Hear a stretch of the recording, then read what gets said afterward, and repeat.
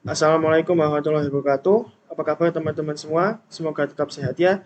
Di sini saya akan menganalisis permainan yang menarik antara saya, Afif Eka melawan Peter Rafael Johans. Permainan ini terjadi pada latihan rutin Promaba 2021 FMIPA UB dengan kontrol waktu 15 menit. Jadi dapat disimpulkan ini adalah permainan catur cepat. Di sini saya memegang putih dan Peter Rafael memegang hitam. Permainan dimulai dengan pion D4, dibalas dengan pion D5, pion C4. Ini adalah gambit menteri atau Queen's Gambit. Pion pukul pion C4. Ini adalah Queen's Gambit accepted atau gambit menteri diterima. Pion E3. Dengan tujuan untuk memperkuat seluruh pion dan di sini juga membuka akses gajah mengancam pion lemah C4, pion E6. Gajah pukul pion C4, kuda F6. Terlihat di papan bahwa dalam 4 langkah, putih sudah mengembangkan 3 buah, sedangkan hitam baru mengembangkan 2 buah. Inilah kelemahan gambit menteri diterima, di mana hitam kalah perkembangan perwira dari putih. Permainan berlanjut dengan kuda C3, pengembangan kuda, gajah D7, pengembangan gajah. Di sini sebelumnya, engine menunjukkan bahwa langkah terbaik bagi hitam yaitu pion C5, dengan tujuan untuk merusak struktur pion putih agar menjadi lemah. Kemudian apabila pion pukul pion C5, maka menteri pukul menteri skak, kuda memukul, gajah memukul pion C5. Lihat di sini gajah menempati posisi yang bagus dan di sini juga menguasai diagonal C5 F2 dengan tempo menekan pion F2 secara tidak langsung. Kembali ke permainan aslinya di posisi ini. Putih melanjutkan dengan kuda F3, pengembangan kuda, gajah B4, mengancam kuda C3, kuda E5, di posisi kuda. Di sini langkah terbaik yang ditunjukkan engine seperti sebelumnya yaitu pion ke C5 dengan tujuan untuk merusak struktur pion putih. Namun dalam permainan aslinya hitam melakukan langkah blunder dengan gajah pukul kuda. Mengapa engine menunjukkan gajah pukul kuda ini adalah langkah blunder? Karena setelah pion pukul gajah terlihat di papan bahwa putih memiliki struktur pion yang sangat kuat dan di sini juga hitam masih belum mengembangkan kuda. Di sini juga gajah masih belum rokade pendek seperti itu. Dan jelas ketika gajah memukul kuda, maka jelas hitam menjadi rugi tempo. Permainan berlanjut dengan rokade pendek, pion H4 dengan tujuan maju terus untuk merusak struktur pion yang ada di sayap gajah hitam. Kuda C6, pengembangan kuda sekaligus mengadu kuda. Di sini kuda mundur ke F3 dengan tujuan untuk reposisi ke G5 untuk membantu penyerangan terhadap sayap gajah. Di sini mungkin ada yang bertanya, apakah di sini tidak membuang langkah ya dengan kuda mundur? Karena kalau seandainya kuda memukul kuda, maka jelas akan gajah memukul kuda. Lihat di sini juga gajah mengancam pion lemah G2. Dan di sini gajah menempati peta yang aktif dengan keuntungan tempo pukul kuda ya. Kembali ke permainan aslinya. Kemudian permainan berlanjut dengan kuda A5. Ini adalah langkah blunder yang ditunjukkan oleh engine. Langkah yang lebih baik yaitu benteng E8 dengan tujuan untuk menguasai laju E dan di sini juga mungkin kedepannya mensupport pion untuk maju ke peta E5 seperti itu. Kembali ke permainan aslinya di posisi ini. Ini adalah langkah blunder karena putih mendapatkan keuntungan tempo dengan gajah mundur ke D3. Hal ini bertujuan untuk membantu penyerangan terhadap pion H7 dengan tujuan langkah berikutnya yaitu menteri ke C2 dan di sini juga mengancam pion H7 2 kali. Kita lihat hitam melanjutkan permainan dengan kuda C6. Lihat ya, di sini bahwa hitam menjalankan kudanya 2 kali dan di sini jelas hitam kehilangan tempo 2 kali dari putih. Menteri C2. Di sini juga terlihat bahwa putih mengancam pion H7 2 kali. Di sini juga jelas kuda jelas akan ke peta G5 untuk mengancam pion H7 3 kali. Pion A6, Namun, engine menunjukkan bahwa langkah yang lebih baik di posisi seperti ini yaitu benteng ke E8. Tujuannya sama, untuk menguasai laju E, dan di sini juga memberikan kesempatan raja ke peta F8 apabila putih melancarkan serangannya di peta H7. Kembali ke permainan aslinya. Di sini putih sesuai rencana menjalankan kuda ke G5. Lihat di sini kuda, gajah, dan menteri mengancam pion H7 dua kali.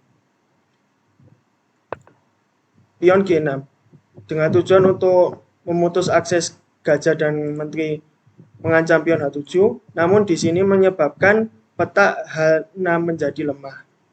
Sebelumnya, engine menunjukkan bahwa langkah terbaik di posisi ini adalah pion H6. Memang ini terlihat seperti masih kurang aman karena di sini gajah masih bisa melakukan skak ke peta H7. Apabila gajah bergeser ke H8, maka jelas di posisi ini walaupun gajah berada di peta H7, namun raja hitam ini masih dalam kondisi yang aman ya.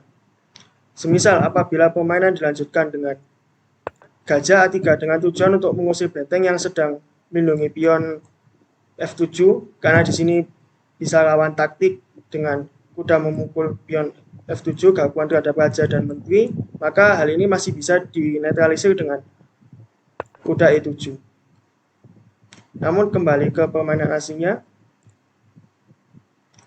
di sini putih melangkah pion E4 dengan tujuan untuk membuka akses gajah peta gelap untuk menduduki peta H6, menteri E7. Sebenarnya langkah terbaik di posisi seperti ini yaitu pion E5 dengan tujuan untuk menghalangi pion E4 maju, dan di sini juga jelas akses gajah dan menteri untuk mengancam pion H7 menjadi terhalangi oleh pion putih E4.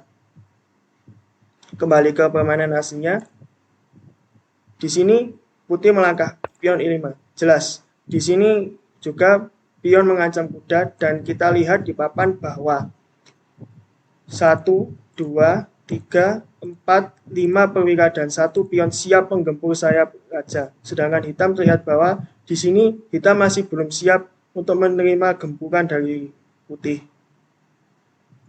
Permainan berlanjut dengan kuda H5 menghindari dari serangan pion. Permainan berlanjut dengan gajah E2 dengan tujuan untuk mengancam kuda H5.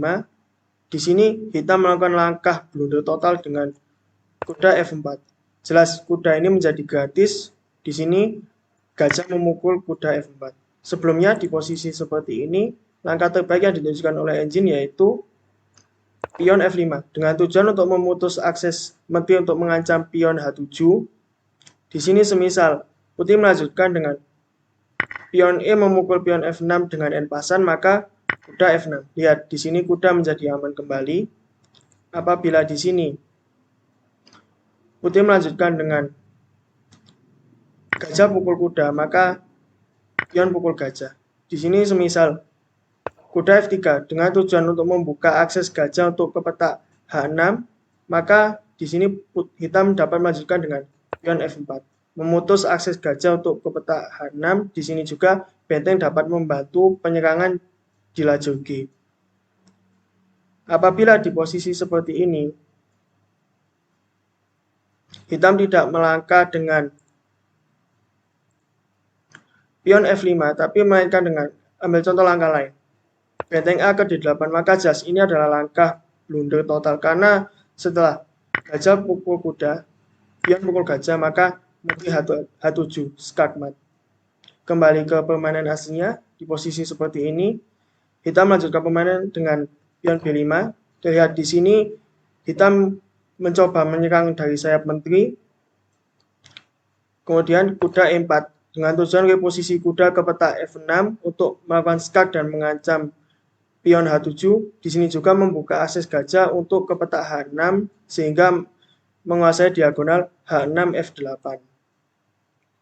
Permainan berlanjut dengan pion F6 sesuai rencana putih sebelumnya, gajah H6. Terlihat di sini gajah menguasai diagonal H6 F8. Di sini juga tempo menekan benteng F8. Benteng menghindar ke F7. Kuda pukul pion F6 skak. Di sini raja tidak bisa pindah ke F8 ya, karena dikuasai oleh gajah. raja bergeser ke H8, permainan berlanjut dengan pion H5, benteng B8. Setelah pion pukul pion G6, di sini juga hitam menyerah. Mengapa? Karena jelas di posisi seperti ini, hitam mau tidak mau terkena skakmat atau hitam kalah perwira. Ambil contoh, di sini langkah terbaik yang ditunjukkan oleh Jin yaitu benteng pukul kuda. Gajah G5 dengan tujuan untuk mengancam benteng dan menteri, di sini juga membuka akses benteng mengancam pion H7. Maka langkah terbaik yaitu kuda pukul pion E5. Setelah pion G7 skak, maka menteri G7. Setelah gajah pukul benteng F6, menteri pukul gajah F6, dan jelas menteri pukul H7 skakmat. Sebenarnya di posisi seperti ini masih banyak ya kemungkinan langkah-langkahnya ya kawan. Tapi jelas di posisi seperti ini jelas putih menang karena raja terpojok dan ancaman skakmat tidak bisa dihindari lagi. Jelas pilihannya dua yaitu hitam kalah kualitas atau hitam terkena skakmat. Seperti itu. Semoga analisis dari permainan ini bermanfaat bagi kita semua dan para penonton. Terima kasih sudah menyaksikan video ini. Wassalamualaikum warahmatullahi wabarakatuh.